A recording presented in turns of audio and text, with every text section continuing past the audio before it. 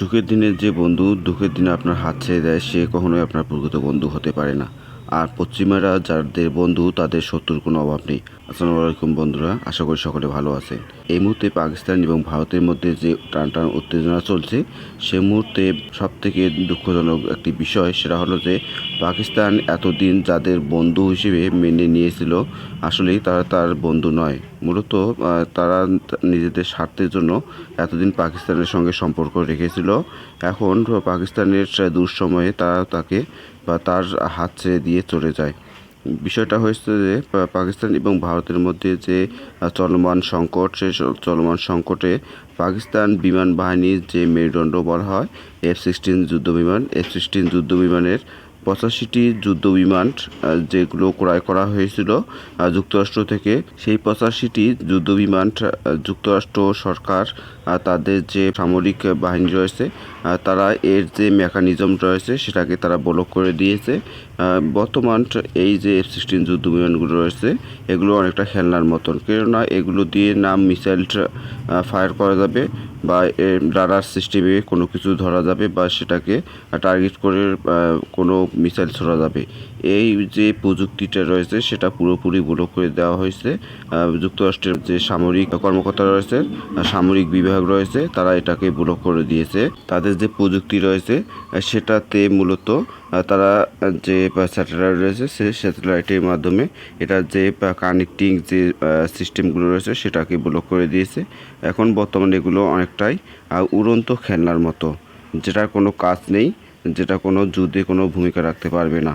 তো এই যে যুদ্ধ বিমানের প্রেক্ষাপট, এই যুদ্ধ বিমানের প্রেক্ষাপটটাকে কেন্দ্র করে যুক্তরাষ্ট্রের সঙ্গে বাংলাদেশের সামরিক সহযোগিতার বিষয়গুলো রয়েছে সেটাকে আরেকবার ভাবার সময় এসেছে। কেননা এই মুহূর্তে যদি আমরা যুক্তরাষ্ট্রের সঙ্গে কোনো ধরনের সামরিক বিষয়ে এগিয়ে যাই তাহলে ভবিষ্যতে দেখা গেল যে ভারতের সঙ্গে যদি কোনো কারণে আমাদের সমস্যা বা সংকট তৈরি হয়ে যায় সেক্ষেত্রে কিন্তু যুক্তরাষ্ট্র এই পদক্ষেপগুলো আবারও পুনরায় আমাদের ক্ষেত্রেও করতে পারে। সেক্ষেত্রে অবশ্যই যুক্তরাষ্ট্রের যত দূর সম্ভব যুক্তরাষ্ট্রের যে সামরিক লেনদেন রয়েছে সেই লেনদেনগুলো আমাদেরকে পুনরায় ভাবতে হবে। যদিও আমাদের সামরিক বিভাগের যে সমরাস্ত্রগুলো রয়েছে যাদের অধিকাংশগুলোই মূলত চীন দ্বারা পরিপূর্ণ করা হয়েছে, 70%-এরও বেশি যে সামরিক কর্মকাণ্ড সেগুলো চীনের যে অস্ত্র রয়েছে বা চীনের যে সরঞ্জাম রয়েছে সেগুলো দিয়ে পূর্ণতা পেয়েছে।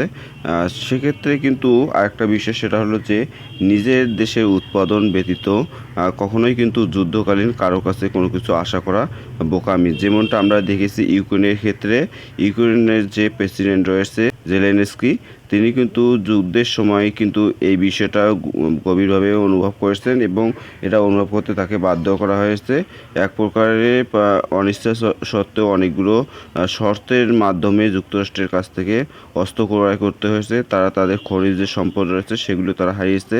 গুরুত্বপূর্ণ খনিজ যেগুলো মিসাইল থেকে শুরু করে যুদ্ধবিমান তৈরির ক্ষেত্রে গুরুত্বপূর্ণ ভূমিকা রাখে, এ ধরনের খনিজগুলো তারা যুক্তরাষ্ট্রের কাছে দিতে বাধ্য হয়েছে। তো এই বিষয়টিকে কেন্দ্র করে বর্তমানে ভারত এবং পাকিস্তানের যে যুদ্ধের ক্ষেত্রে যুক্তরাষ্ট্র সরাসরি ভারতের পক্ষ অবলম্বন করেছে।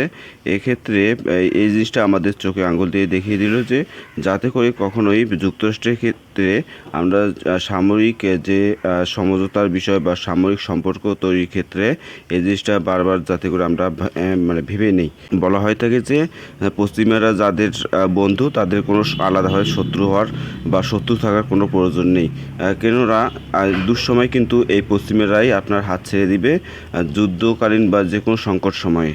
তাই এই জিনিসটা আপনাদের সকলকে একটু ভালোভাবে চিন্তা ভাবনা করে দেখতে হবে যাতে করে কোনো কারণেই এই ধরনের পদক্ষেপগুলো যাতে করে আমরা যুক্তরাষ্ট্রের সঙ্গে না নেই। কেননা যদি আজকে ভারতের সঙ্গে যুদ্ধ লাগে, যেহেতু পাশাপাশি দেশ ভারতের আগ্রাসন বরাবরই কিন্তু আমাদের সঙ্গে থাকে, তাই আমাদের যুদ্ধ অন্য কোনো দেশের সঙ্গে না হলেও ভারতের সঙ্গে হতে পারে এইটা আশঙ্কা করা হয়, বা ভারতের সঙ্গে যে কোনো দ্বন্দ্বে আমাদের জড়িয়ে পড়ার সম্ভাবনা 100%-এর বেশি বলা হয়ে থাকে যে কোনো দ্বন্দ্বের ক্ষেত্রে, যে এটা হতে পারে, সংঘাত হতে পারে। সেক্ষেত্রে অবশ্যই আমাদের যুক্তরাষ্ট্র এবং ভারতের সম্পর্কটাকে মাথায় রেখে আমাদের সামরিক যে প্রযুক্তি রয়েছে বা সামরিক যে অবকাঠামো রয়েছে গড়ে তোলার ক্ষেত্রে আমাদেরকে বারবার এটা নিয়ে অনুসন্ধান বা বারবার বিশ্লেষণ করে তারপর এগিয়ে যেতে হবে। অবশ্যই এক্ষেত্রে চীনকে এগিয়ে রাখা হবে, কেননা চীন কিন্তু কখনো তার যে প্রতিশ্রুতি কখনো ভঙ্গ করে না। এমনকি যুদ্ধকালীন সময়ে কিন্তু চীন যে কোনো মূল্যেই যার সঙ্গে প্রতিশ্রুতিবদ্ধ থাকে তার পাশে দাঁড়িয়ে যায়। এমনকি বর্তমান যে পাকিস্তান ভারতের যে দ্বন্দ্ব, পাকিস্তান এবং চীনের মধ্যে যে একটা সম্পর্ক রয়েছে সে সম্পর্ককে চীন কখনো ভুলে যায়নি। এমনকি এই যুদ্ধকালীন মুহূর্তে চীন সর্বদাই পাকিস্তানের পাশে আছে, এই বিষয়টা তারা ঘোষণা দিয়েছে। আমাদের যে সামরিক বিমান ক্রয় করার কথা সেক্ষেত্রে অবশ্যই চীনকে এগিয়ে রাখতে হবে। চীনের যে জেটেন্সি যে যুদ্ধ বিমানটা রয়েছে সেই যুদ্ধ বিমানটি সকলেই কিন্তু এই বিষয়টিকে এগিয়ে রেখেছে আমাদের যে আকাশের নিরাপত্তা রক্ষার ক্ষেত্রে। যেহেতু আমরা ছোট দেশ সেক্ষেত্রে অবশ্যই আমাদের ডিফেন্সের বিষয় যেটা রয়েছে সেটাকে মাথায় রাখতে হবে। সেটা অবশ্যই চীনের যে জেটেন্সি যে যুদ্ধ বিমানটি রয়েছে আকাশ যে নিরাপত্তার ক্ষেত্রে অবশ্যই এটি গুরুত্বপূর্ণ ভূমিকা রাখবে। এছাড়া আমরা অনেকেই মনে করতেছি যে রাশিয়ার যে বিষয়টা, বর্তমান রাশিয়ার যে সামরিক সরঞ্জাম সেগুলো কিন্তু অনেকটাই অনেক দেশের জন্য নিষেধাজ্ঞা দেওয়া আছে, যেগুলো কিন্তু সহজে আসতে পারবে না। আপনার কোনো কারণে যদি কোনো যুদ্ধ বিমান অকেজো হয়ে যায় সেটার যে সরঞ্জাম সেগুলো কিন্তু পাওয়া যাবে না। আর চীনের ক্ষেত্রে চীন কিন্তু যে কোনো মূল্যে আপনাকে যে কোনো ধরনের সহযোগিতা আপনাকে দিতে পারবে। এক্ষেত্রে চীন কিন্তু যুক্তরাষ্ট্রের যে নিষেধাজ্ঞার বিষয়গুলো সেটাকে তারা উড়িয়ে দেয়। যুক্তরাষ্ট্রের নিষেধাজ্ঞার কে চীন কখনোই মাথায় নেয়নি।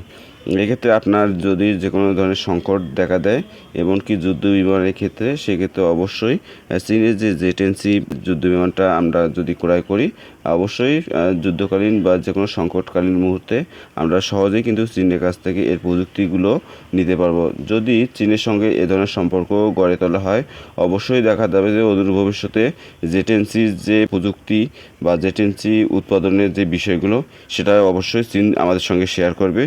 দেখা গেল যে কোনো কারণেই যদি সেভাবে এগুলো সাপ্লাই দেওয়া সম্ভব না হয় বাংলাদেশে সমস্ত যে কারখানা রয়েছে সেখানে আলাদাভাবে এইগুলো উৎপাদনের জন্য হয়তো বা অদূর ভবিষ্যতে চীন সহযোগিতা করতে পারে প্রযুক্তির মাধ্যমে। তাই অবশ্যই যুক্তরাষ্ট্র এবং চীনের তো একদিকে যুক্তরাষ্ট্রের বন্ধুকে বিপদের মুখে রেখে ছেড়ে দেওয়া এবং চীনের প্রকৃত বন্ধুত্ব যে সম্পর্কটা সেটা বিপদের সময় পৌঁছে দেওয়া, এই বিষয়টিকে অবশ্যই মাথায় রেখে আমাদের যে সামরিক যে উন্নয়ন সেটাকে এগিয়ে নিতে হবে।